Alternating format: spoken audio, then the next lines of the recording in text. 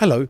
To kick off the mini-series of Trends Conversations from the trade show floor of IT&CMA and CTW 2025, I'm with Imtiaz Muqbil, editor of Travel Impact Newswire. A fellow member of PATA Thailand chapter, he's back for more lively debate on Thai tourism.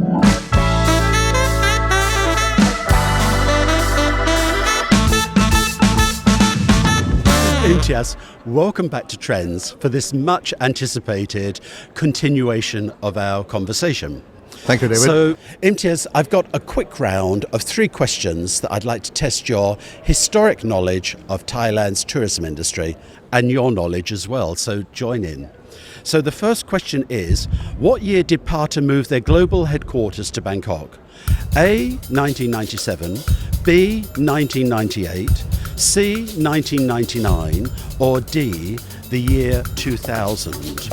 Which year did PATA move their head office to Bangkok?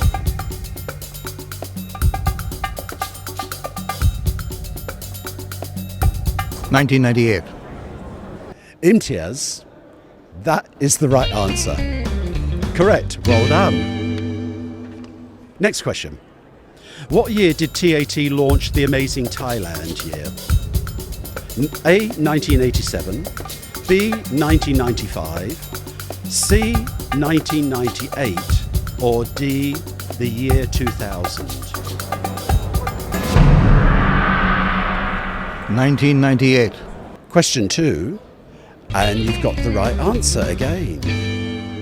And the last question. What is the cause of overtourism? A, low-value mass tourism, B, Boeing 747 airplane, C, nice beaches, or D, poor destination management? Think about it before you reply. In actual fact, I would say all of the above, but I would say mostly I would say A. You're saying A, low-value mass tourism. I'm going to argue with you on that because I think you're wrong. Low-value mass tourism doesn't create over-tourism. It's poor destination management.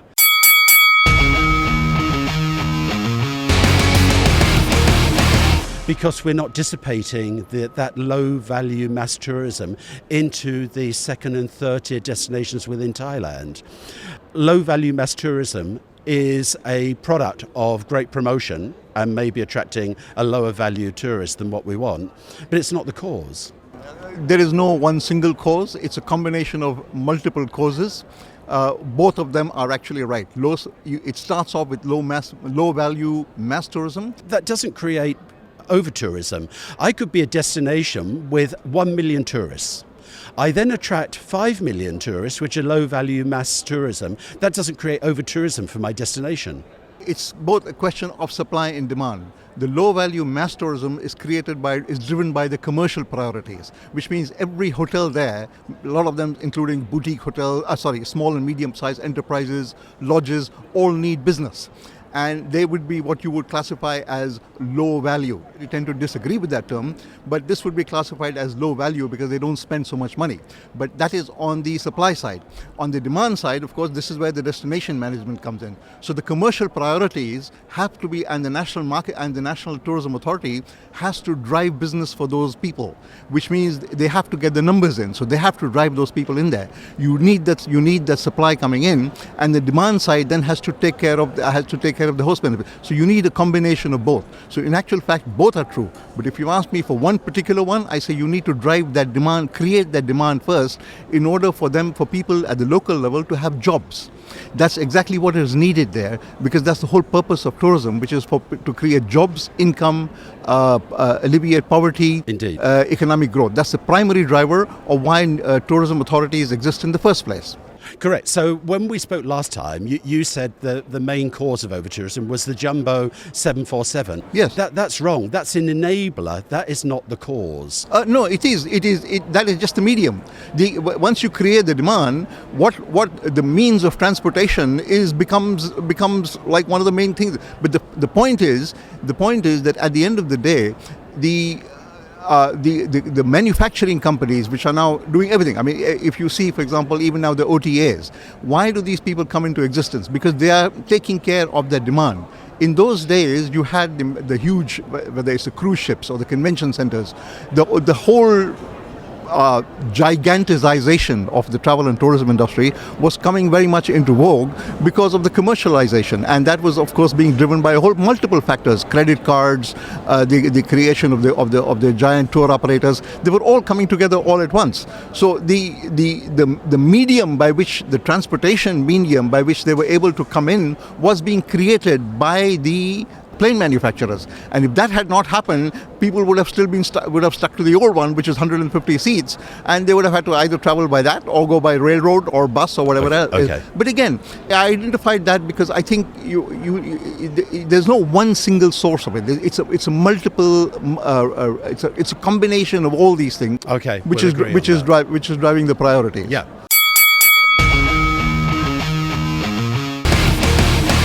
Why do you constantly push back on rose-tinted narratives when we need positive tourism promotion? Okay.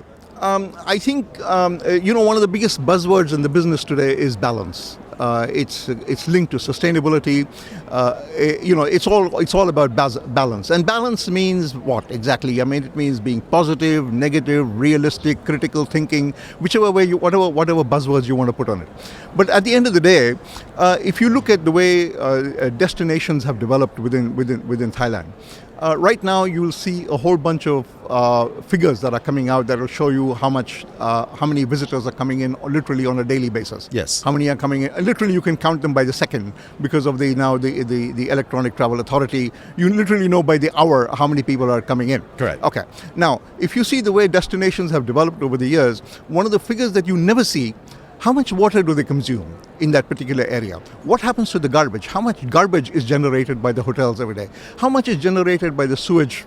These figures don't exist. They exist because they know exactly how much is generated by these places. Well, why aren't there figures on that? Why doesn't anybody actually release to show that yesterday in Phuket, for example, we consumed so much water, we generated so much garbage. This is how much sewage we generated. Because if you can't measure it, you can't monitor it, and if you can't monitor it, then you can't do anything about it. And that actually. He actually has a good point. I've not thought about that. I'm always looking at numbers, chasing the numbers, but not the impact. You need a combination. You need a combination of both. And I'll give you another example. But we don't want to publicly wash our dirty laundry and turn off tourists, do we? Okay. One of the best campaigns that I have seen recently mounted in Thailand as a whole is a place called North Phuket. It's an absolutely fabulous campaign. I believe you know the people who are behind it extremely well. Now, it's a group of hotels that have gotten together to promote geographically an area called North Phuket. But if you see the marketing stuff that they have been putting out in order to put this place very genuinely on the map, it says very clearly that they are doing it so that they get away from the commercialized and congested. Distance themselves from the commercialized congestion. I'm quoting you verbatim, because it's on the social media. I know, but I don't mention a particular destination now. We talk about North Phuket. I'm comparing us to other parts of the island, other than just get away from congestion. I'm identifying the need for truth in the way so what they're saying is correct. The rest of the place is commercialized and congested.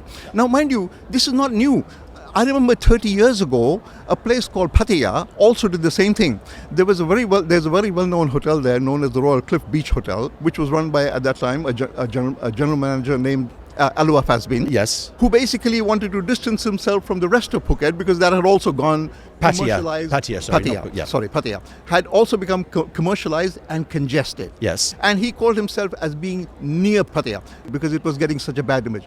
And my question is, at the end of the day, why are we still having to repeat this 30 years later?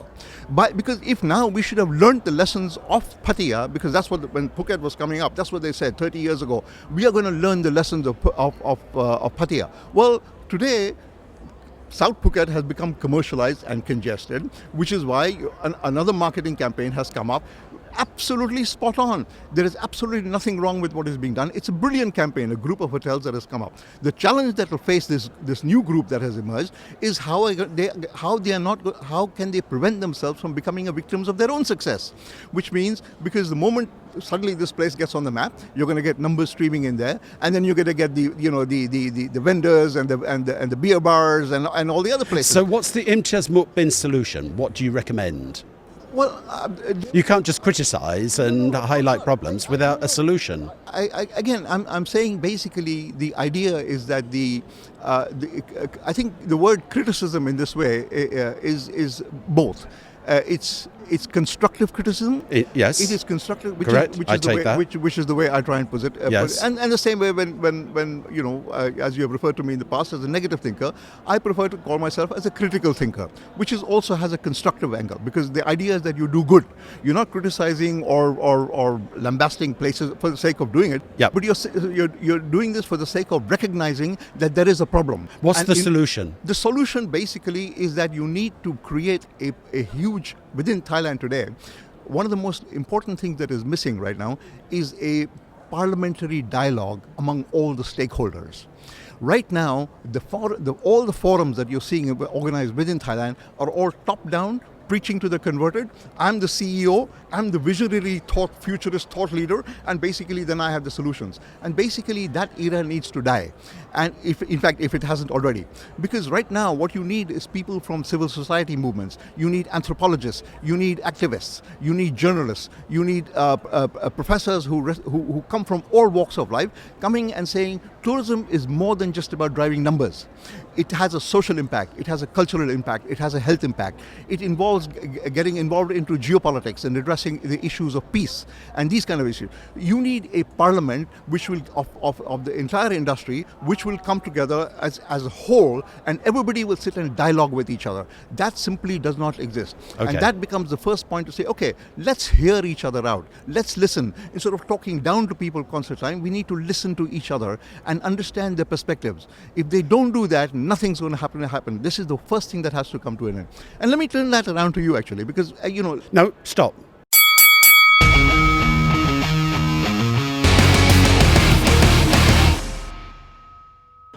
Do you think tourism development in Thailand is in partnership with nature, or is it out of control? No, I think it's basically, in some areas, it's in partnership with nature. In some areas, it's out of control. I think one of the things that one needs to realize, David,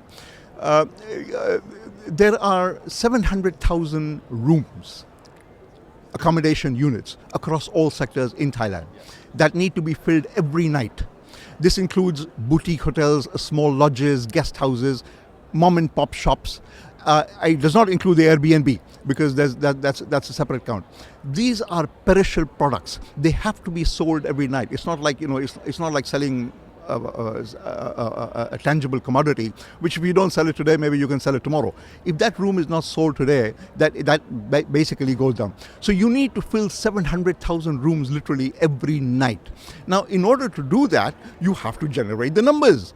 So when people talk about value being the new volume, I'm sorry, it just doesn't hold any water, because you need that volume. There is no way you're going to be able to fill those 700,000 rooms. And in order to do that, you need to have the low-cost airlines coming in. You need the economy class coming in. You need the OTAs to drive the discounts and everything else. So that whole... And that's the mix, as you mentioned, for overtourism. Well, it's a contributing factor, but it's a necessity of what was the words that were used in the North Phuket campaign: commercialized and congested. One thing leads to the other. One thing leads to the other. And of course, at some stage... Dasta's doing quite a good job, though, aren't they? They're taking sort of second-tier destinations in Thailand and looking at how tourism can work in partnership with nature. Yes, but again, I mean, if I go back to the earlier days of the 1980s, when we had governors, some very prominent governors of the Tourism Authority of Thailand, and I can tell you the name because they were literally the pioneers who were saying this 40 years ago. Colonel Somchai Hiranyakit, Governor Paradet Payak Pichian, Governor Seri Wangpaichit. these were the three pioneers of that day when they knew way back then, 40 years. I'm not saying anything new. Nobody's saying anything new today because all the dynamics of driving tourism were well known even in those days. Pattaya was beginning to show signs of commercialization and congestion even in those days. The warning signs were all on the wall, or were already on the wall. The fact is that we have not been able at this stage to try and come to terms with that. And that is part of the problem because, again, going back to one of my primary beefs, there is nowhere in Thailand where you can study the history of this country's tourism industry. You cannot go to a university and ask them, say, give me a course on the history of this country's tourism industry because there is none. I know, So but if you stop. No. You know, we're I'm not driving. gonna stop here. If Thailand is a car, we're driving, looking out of the front window. We should not be looking constantly in the rear view window, otherwise we're going to crash and have a disaster. The way forward is the future, looking forward, and the Gen Zers and the millennials, their career is ahead of them. They've got to look future forward. They're not necessarily interested en masse in looking back 40 years. That is not going to impact tourism today and tomorrow. David, how wrong you are. Just last month, we had the Pata Travel Mart, where two young generation from the Pacific Asia Travel Association set up a booth to track the history of Pata. Why did they do that? Because the young generation is interested in the history of the association. And they are interested. Why? Because not only do they value the contribution of the old generation, but they also want to learn from the past. So sorry, you're a little bit off target on that one. If you're under 30 and looking at this video and you think that it's important to look back 40 years at history so we can plan forward, then just put a comment below in the video. The jury's out.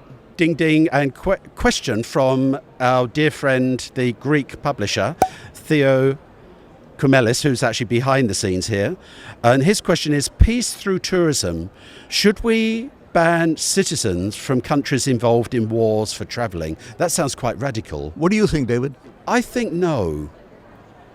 And the reason for that is whatever governments are doing at a governmental level causing all these conflicts. I've met some really nice Russians recently, and they're in Thailand, they're tourists, and really nice people, and they're detached from this conflict that's going on. So I think it's very broad to say we ban citizens from a particular country because they happen to be engaged in a conflict. Am I on the right track there, Imtiaz? David, I think our audience was expecting a fist fight on that one, but I'm gonna disappoint them by telling them that I fully agree with what you're saying. Right, finally. Now I have to ask this. Let me just qualify. Let me just qualify my answer because I think it's very important that we identify why we are agreeing on this.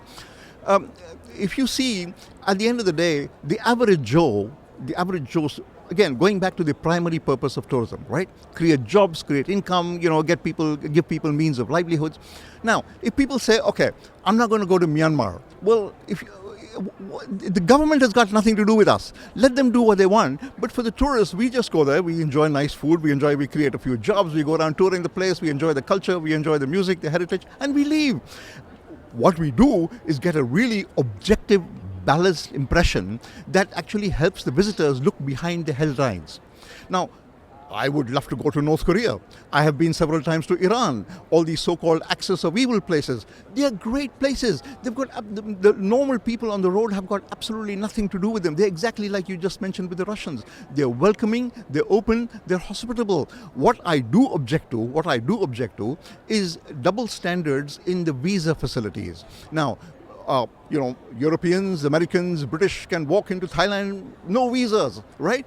We wretched people of Thailand and Asia, go out there to your own embassy one day and just go through that miserable, obnoxious process of applying for a visa. They ask you for every blasted damn piece of thing right down to your bank account, where you worked in. What is the need for all this? This is an intrusion in our privacy.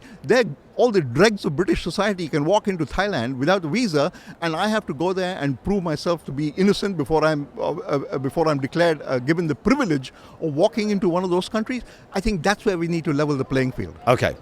Now, responsible tourism, sustainability, and PATA come up with a new buzzword that they want to latch onto, which is meaningful tourism. And when they launched this, up pops Mr. Critique, Imtiaz Muqbil, and you start criticising or questioning why they should use meaningful tourism. Why? Okay, what do you think of that? What do you think of the whole concept of labeling this whole process? I mean, there are multiple labels. I mean, let's hear your view on this as well. Okay, meaningful tourism, regenerative tourism, responsible tourism. It's become like a alphabet soup, of some kind. If you go out there and ask somebody, just walking into the lobby of the Centara over here, and ask them, "Excuse me, sir, are you going to today practice regenerative tourism, or are you going to practice responsible tourism, or are you going to practice sustainable tourism, or are you going to be on a meaningful tourism?" He'll look at you as if you're a complete idiot. Okay. But they've chosen this strapline or brand of the word meaningful, and as a dutiful party member, shouldn't you be encouraging it rather than standing up and questioning it? Why did you question the use of meaning? Why? I'm a party member. It's my right to question. But why did you question it? Why? It's my right to question it because I think there is, like I said, all these labels are basically irrelevant. To the average Joe Blow, I've just come, you go to the Grand Palace anytime, okay? Just go to the Grand Palace and again, ask people this question. Are you on a meaningful tourism? I mean, most of them are Chinese, Indians. They look at it as if in any language, if you translate the guy will look at you as if you're an idiot. The point is, nobody really cares. So what should party be doing then? Basically, you need to, like I said, right now, the most important thing that is right now needed is a parliament of the industry, the entire industry. Parliament from people from all walks of life. This was the strength of PATA in the old days. It was an association of people from all walks of life. You had politicians, bureaucrats, NGOs, civil society members, environmentalists. That's what made PATA powerful, and it gave it a voice. You could disagree within, like a family, you can disagree within, but at the end of the day, you're united on issues that matter to everybody. Do we not have that now? Right now, if you look at the membership of PATA, no. But this is the key thing that needs to be addressed. It is probably, if you want to go back to the basics of, and this is, I'm not referring just to PATA, I'm referring to a lot of the other associations, because this is what made them powerful in the old days. They were actually representative of everybody. It didn't matter whether you had minor issues, but there were certain things on which you had no disagreements at all. The environment, peace and conflict, socio-cultural tensions, geopolitics. These are things that affect